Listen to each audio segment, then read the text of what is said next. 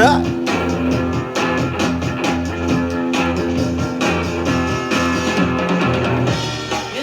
What's up, Halen?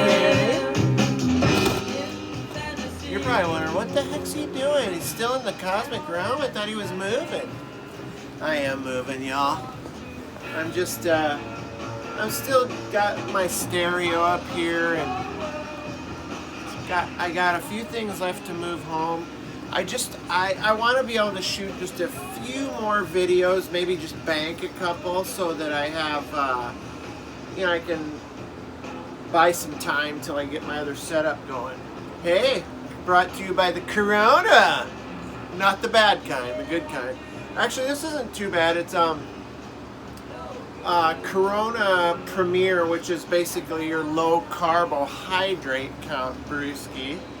It's not bad. It's ice cold, and I needed it so badly today. I've been working my ass off all week, night and day between my two jobs, and I've been busting my ass. I'm not kidding.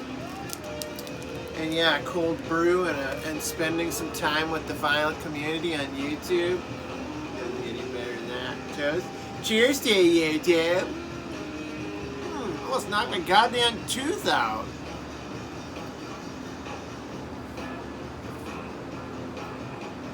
Oh man, I needed that so much. Okay, let's cut to the chase.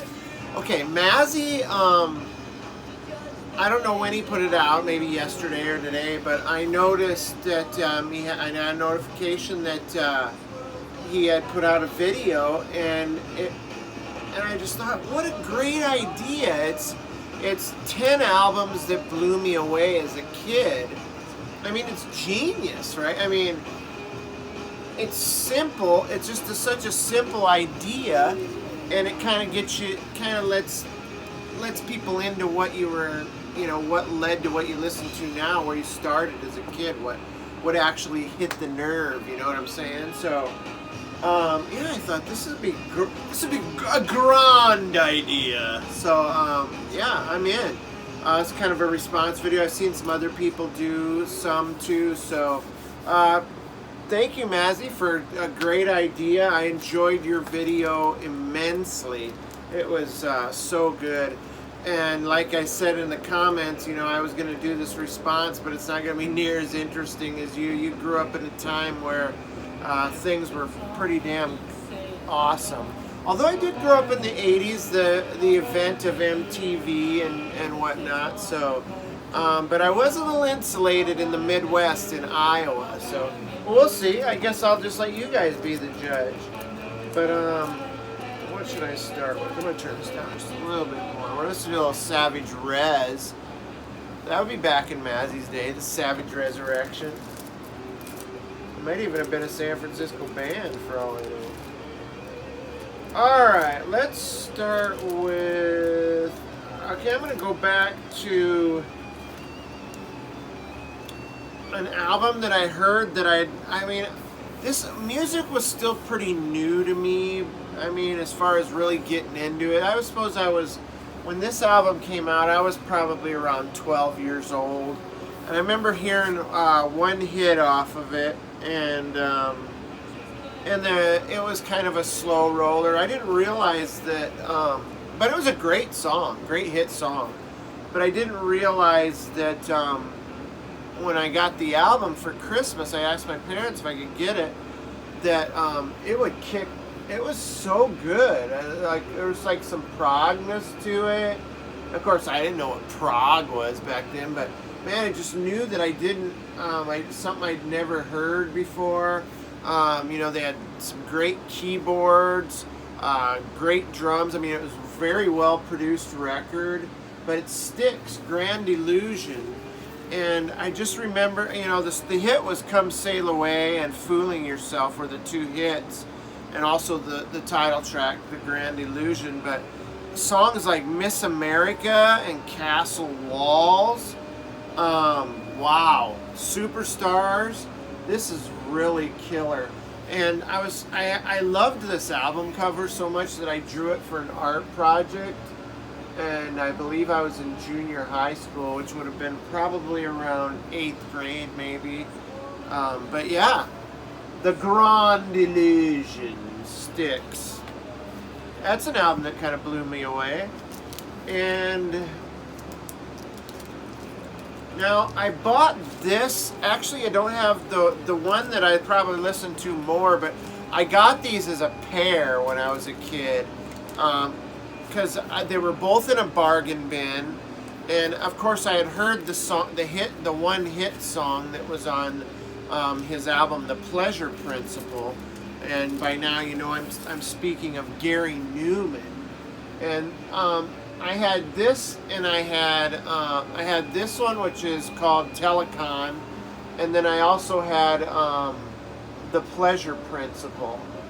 And I just remember that this was definitely something like I'd never heard, with, you know, like the Moog and the you know, the synthesizer, and it was just so, it was almost steely, like it had like a sharpness to it, like I mean, the lyrics, you know, talking about robots and just things that just seemed so alien to me. And me and my friend used to call Gary Newman the man without emotions, because that's the way he always looked, like right there, you know what I'm saying? God, he looks so damn cool right there in his... But yeah, Pleasure Principle I don't have, and that's got my favorite Gary Newman song on it called Metal. But yeah, Gary Newman blew me away, bigger than life. Let's see. First time I heard this album, I was like, okay, the party can now start. My friend turned me on to this band, and actually, I was so blown away. Van Halen won their first album, and shortly, not followed by Van Halen 2, but I was really into Van Halen Women and Children first, and also Fair Warning. Gosh, I love Fair Warning. Fair Warning is probably my favorite Van Halen record of all time. But God, they just looked so cool, man. They were so badass, and they just rocked like no other. I mean, they were new and they were fresh, and I mean, check that shit out, right? I mean, that's the stuff that young boys like me wanted to be, you know, so they could get all the chicks, right? So yeah, Van Halen with Eddie's like guitar. I mean, it was very LA. It was very party rock, and look at them. I mean, they just look like they just put on a hell of a show, and they're all sweaty and fucking ready to have some drinks and bang some chicks. And you know, I was coming into my teenage years, and you know, I was all about it. I was cut out pictures of Van Halen out of the friggin' Circus magazine and Cream magazine. So there's Van Halen 1. Here's one that I've shown a lot of times before. I'm not going to take it out because I've taken it out before, and it's got a lot of flaps and stuff, and this is my good copy, and I really don't want to take a chance of ripping it or anything. But this is Alice Cooper from the inside. I mean, as a young kid, man, probably in high school for this one, I just remember when I see my friends, my friend Dwayne Halligan, he had brothers, and they were all like a year apart, so they were all real close in age, and they lived on the outskirts of town. They all had cool street rods. They lived with their mom, and she was like partied with us and stuff, and let us party at the house. I remember one time we threw these like bales of like marijuana in the fireplace and filled the whole room with pot smoke, and it was just we would go to the Halligan house and just have parties galore. But I remember they had this record, and they had in one of the bedrooms the wall was just all mirrors, and I've told this story before, but we'd get really stoned, and then we'd turn off the lights, and he had a strobe light, And so the strobe light would bounce off all the mirrors at different angles. And the song is called Inmates, We're All Crazy. And it's like epic, and it's got some orchestral, like boom, boom, boom, boom, boom. It's bombastic. And then it tells this story about the inmates and how we're all crazy. We're all crazy. And it's just nuts, and we'd just be like, whoa, this is blowing our minds. And then you see the picture of Alice, and you're like, holy shit. This is Alice writing these songs as he was in insane asylum, trying to, you know, get off alcohol and drugs.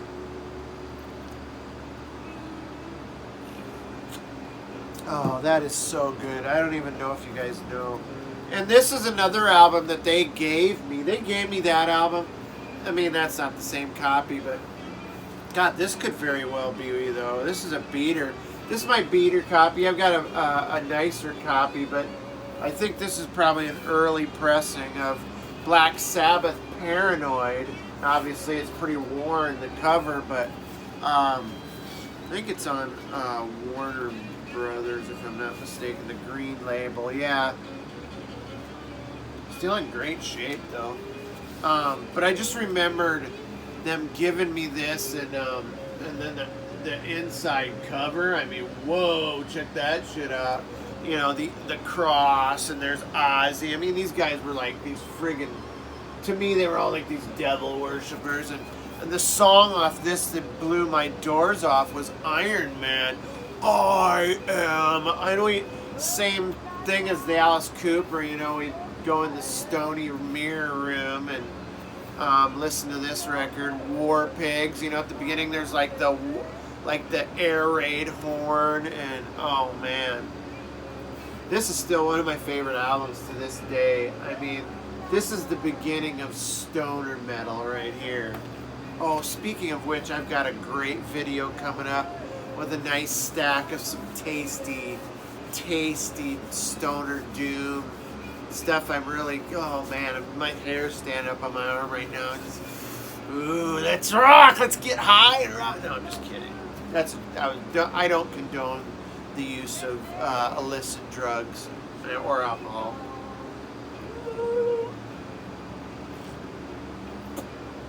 Actually, a little pot never hurt anybody. I think I'm going to go way back. A friend of mine's brother had this album, and we used to put this sucker on, and we'd play both records, front to back, and we'd pretend like we were the band, and we'd do the whole concert. We'd pretend like we were playing every instrument in my friend's basement. Now, granted, this was pre-teen, but this is the album right here, Kiss Alive 2. And I just remember my friend being able to draw all the guys in Kiss so good, and I remember, you know, they'd get tired of their Kiss albums, they'd give them to me, and I loved that. But this is by far, this is in my top 5 album covers of all time. It's just amazing. I'm sure Peter Criss gets kind of slighted here, but this album is so friggin' great. Absolutely love this record. There's the inner sleeve there, or the gatefold. Yeah, we used to just imagine we were playing to this crowd right here. Always wishing we were these kids at the concert. Yeah, this is the album that got me well on my way to being, as a kid and as a rebellious kid, we loved Kiss. This one and Destroyer. And then I think it graduated to Hotter Than Hell. And I think my friend had the originals, which was, I think, the first Kiss album, and then Hotter Than Hell, and maybe Dressed to Kill. I can't remember, but yeah, once I got a hold of Kiss, or Kiss got a hold of me, boom, I was on the road to rebellion. let's see. Another band that a good friend of mine turned me on to, and this is probably my favorite band of all time, is Blue Oyster Cult. I've shown a lot of Blue Oyster Cult in my almost 2 years in the vinyl community, and I don't know if I probably have shown this one before at some point. This is Blue Oyster Cult Extraterrestrial Live ETL, and it's just so cool. There's the alien ship and the cult figure, alien figure, and then there's the band on the back there. Let me open it up and turn it into like an outer gatefold. It's so damn cool.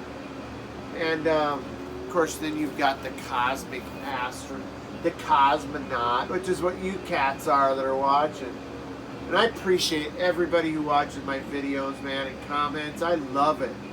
I'm falling behind on commenting back, but I'll get to it probably in the next couple days, some videos. But yeah, it's cool cosmonaut right there. This had all their great songs up to this point. Cities on Flame, which is a great live track. ETI, Godzilla, Black Blade, Joan Crawford, Veterans of Psychic Wars. This is what got me going down the rabbit hole to start getting a hold of everything that these songs were on. So this got me buying all the Blue Oyster Cult albums, and I got to tell you, I cannot thank my friend Joel Johnson enough for turning me on to Blue Oyster Cult, because God, I just love them so much as a band. Can't put them you just can't put them in a genre. Same friend, Joel Johnson, turned me on to like Robin Trower and Pat Travers and that, and in so doing he introduced me to Procol Harem. And I remember my friend was with him when we were at Musicland, which is the local, it was the music store in town. It was a franchise.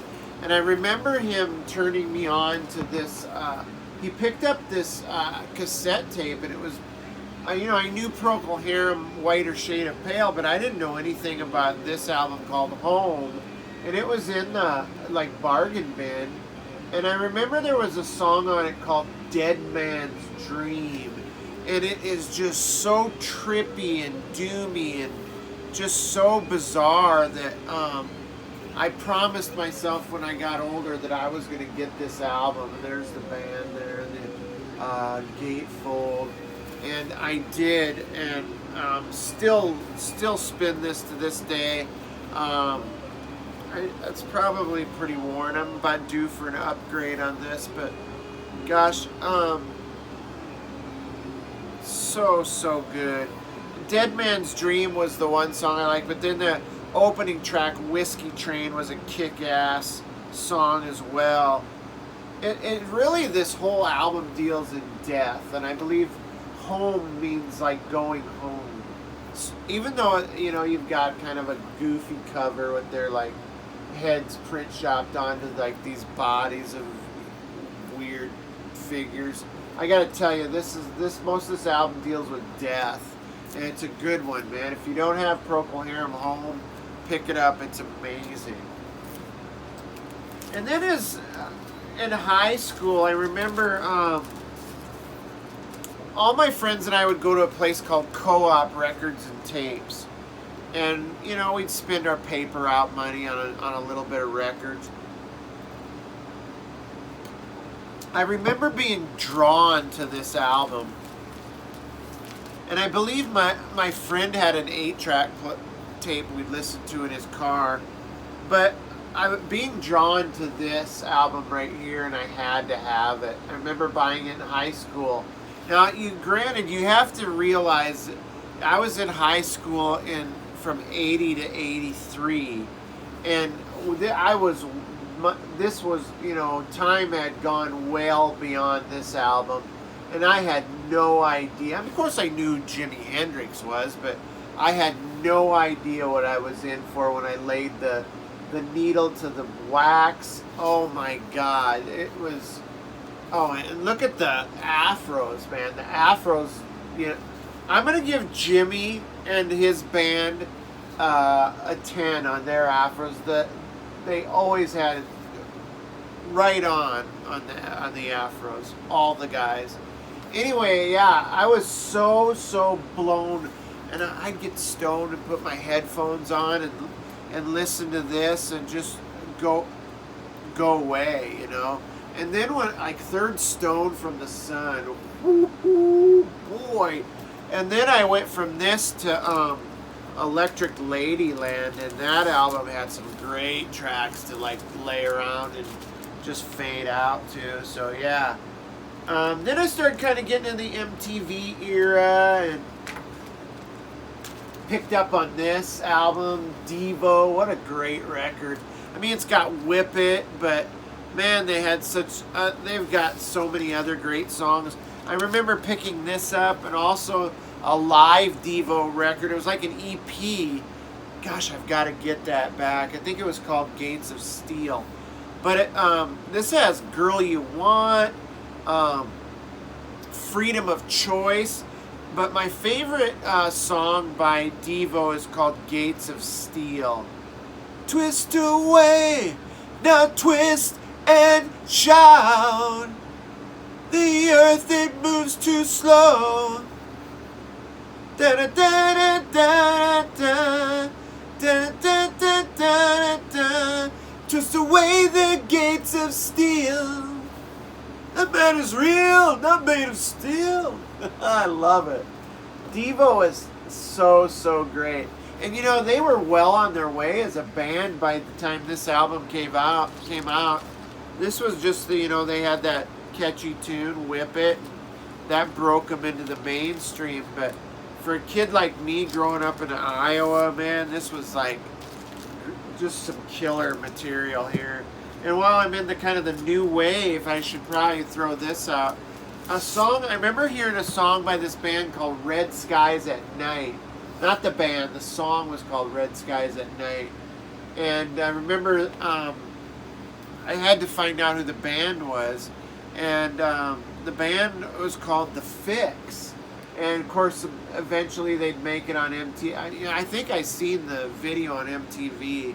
And it was about like nuclear war or atomic war. But man, and then once I picked this up, I got the Reach the Beach and I can't remember, Saved by Zero. I think that might be on Reach the Beach. But yeah, these guys are super killer. If you're into new wave at all or synth rock, yeah, The Fix are a band that deserved way more recognition than they got. Although they had some hits and stuff. Don't get me wrong, they weren't like laughable or anything. But yeah, The Fix were awesome. And then probably the most killer record. Everybody talks about this band all the time in the vinyl community, but they nobody ever gives this album any credit whatsoever. Everybody always talks about their early stuff and the psych stuff and the stuff, from the psychedelic, like Piper at the Gates of Dawn and all that, But nobody gives any credit. I never see anybody talk about this or show it, but Pink Floyd, The Wall, is an absolutely amazing record. I mean, this thing when it hit, man, it hit. And the movie was just a trip. I used to do this as kind of a tradition. I used to ride my bike across Iowa on it was a week-long thing, and it was called Ragbri. And people from all over the world would come and ride this ride. And every night before leaving for Ragbri, I always watched Pink Floyd, The Wall. And man, this is for a young kid like me who was kind of trying to find himself and was, dabbling in this and that.